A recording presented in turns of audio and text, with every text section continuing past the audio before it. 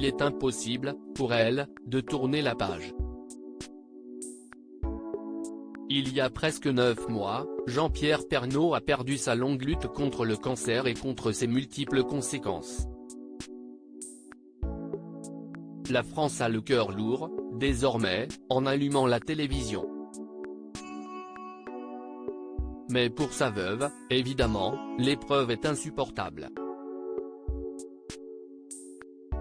Elle a pu, un temps, se réfugier dans le travail pour penser à autre chose, mais les représentations de la pièce de théâtre Les Tontons Farceurs, par exemple, s'espacent et lui laissent le temps de penser. Le manque est présent dans sa vie, évidemment. Et pourtant, Nathalie Marquet continuerait à communiquer avec son époux grâce à des méthodes peu orthodoxes. Je sais qu'il est près de moi. Je crois aux anges, à la vie après la mort, assurait-elle dans les colonnes de Ciné-Télé-Revue en mai dernier. Lui qui était très terre à terre quand je lui parlais de ça, il me fait désormais des signes.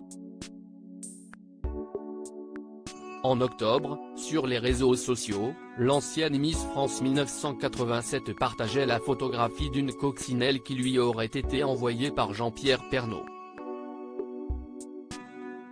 Leur technique, pour se parler ? La transcommunication instrumentale, un système qui enregistre la voix des morts grâce à des instruments magnétiques ou électroniques. CIST en Belgique, avec des spécialistes, que Nathalie Marquet s'efforce de parler à Jean-Pierre Pernaut. Elle songerait même à écrire un livre sur son expérience, ou à tourner un documentaire à ce propos.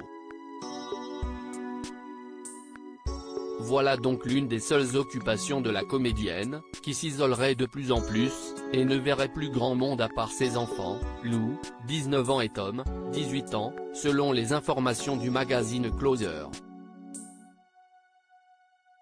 Profondément affectée par l'absence de l'homme de sa vie, elle a refusé de voir quiconque à la Toussaint, peut-on lire dans le magazine.